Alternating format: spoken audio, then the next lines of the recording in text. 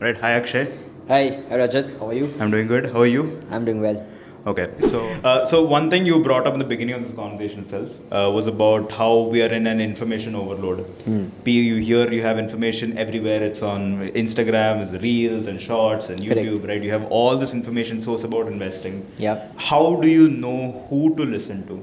You have these influencers. You have, I guess, there are people who are technically investment advisors. Who do I listen to? How do I make the choice in a very dignified and like more I'd say efficient way of choosing where to get my investment information, not even advice, just information. Where do I get it from? What would you say to that? That's a very good question. That's a very good question. I think one way to think about this is you're right, there is a lot of information overload, right? So it becomes very confusing for a newbie. He doesn't know where to begin, right? I think the first thing they need to do is learn to read newspapers. I think that is a long lost art. I mean, that's what we used to do back in the day. Nowadays, people, I don't know when was the last time, I never saw a newspaper in anybody's hand, right? Yeah. Even if you don't have newspapers, read articles, read news articles, introspect. There are lots of good books out there on investing. Personal preferences for like article sources, any? I mean, just start reading the Economic Times or the Okay. Business Standard, right? Or you can buy a magazine like The Economist or Business India or Okay. India, Business Today, right?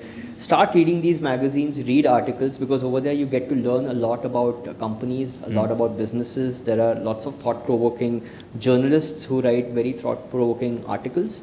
You get to sort of, refine your mind accordingly. Anyone you want to name drop that you prefer? There are lots of them. I mean, I really can't do that. Okay, no problem. No worries. Yeah. The other thing that you can do is read books on investing, right? Not trading, but investing. Okay, lots of great minds over there. There's a book on Munger, Charlie Munger, RIP, rest in peace. He just passed away last night, but fantastic human being, and there is so much to learn from him and even Warren Buffett, right?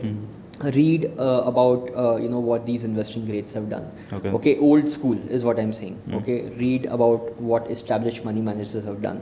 Go on the net and look at interviews of these established money managers. Okay, fund managers and portfolio managers. Okay, there are lots of interviews of them, how they think about investing, right? That is where you pick up a real meat from.